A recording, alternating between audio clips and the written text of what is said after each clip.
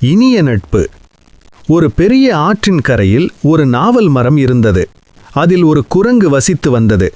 அந்த மரத்தில் காய்த்த நாவல் பழங்கள் தேன் போல இனிக்கும். அந்த ஆற்றில் ஒரு முதலை வாழ்ந்து வந்தது. குரங்கு தினமும் முதலைக்கு நாவல் பழங்களை பறித்து கொடுக்கும். இருவரும் நெருங்கிய நண்பர்களானார்கள். முதலையின் மனைவி. ஒரு நாள் முதலை சில பழங்களை தன் வீட்டிற்கு எடுத்துச் சென்றது. பழத்தை சாப்பிட்ட முதலையின் மனைவி, இவ்வளவு இனிமையான பழங்களை சாப்பிடும் அந்த குரங்கின் இதயம் எவ்வளவு இனிமையாக இருக்கும், எனக்கு அந்த குரங்கின் இதயம் வேண்டும் என்று ஒற்றை காலில் நின்றது. முதலையும் வேறு வழியின்றி தன் நண்பனை ஏமாற்ற துணிந்தது. முதலையின் சூழ்ச்சி.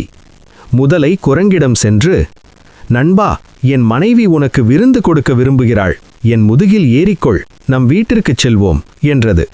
குரங்கும் அதை நம்பி முதலையின் முதுகில் ஏறியது. ஆற்றின் நடுவே சென்றபோது முதலை உண்மையைச் சொன்னது. என் மனைவி உன் இதயத்தை தின்ன விரும்புகிறாள்.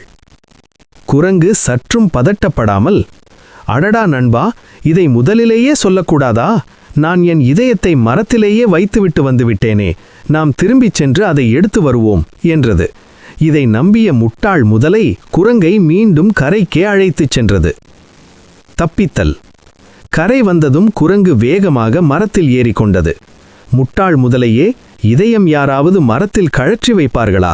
உயிர் காக்கும் நண்பனை ஏமாற்ற நினைத்த உன்னுடன் இனி எனக்கு நட்பே வேண்டாம் என்று கூறி முதலையை துரத்தியது. நீதி.